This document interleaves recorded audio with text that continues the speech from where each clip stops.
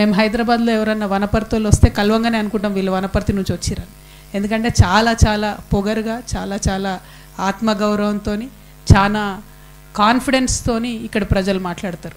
డబ్బు ఉందా లేదా అన్నటువంటిది పక్కన పెడితే ఆత్మగౌరవానికి పెట్టింది పేరుగా వనపర్తి జిల్లా ఉంటుందని చెప్పి మేము హైదరాబాద్లో ఉన్న ప్రతి ఒక్కరం కూడా అనుకుంటాం. వారిని చూడగానే గుర్తుపడతాం, ఈజీ గుర్తుపట్టడం వనపర్తి వాళ్ళు అంటే. మరి అటువంటి వనపర్తిలో నిజంగా నిన్నటి నుంచి చూస్తుంటే కొన్ని సమస్యలు చాలా బాధ అనిపించినటువంటి పరిస్థితి.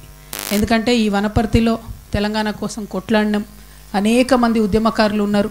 ఆ ఉద్యమకారులు నిన్న వస్తూ ఉంటే మా తమ్ముడు మహేష్ అని ఉంటాడు, ఫస్ట్ విగ్రహం పెట్టిండు పాపం వనపర్తిలో. ఇప్పటికి కూడా అదే విగ్రహం దగ్గర పోయి అందరు తెలంగాణ తల్లికి దండేస్తారు.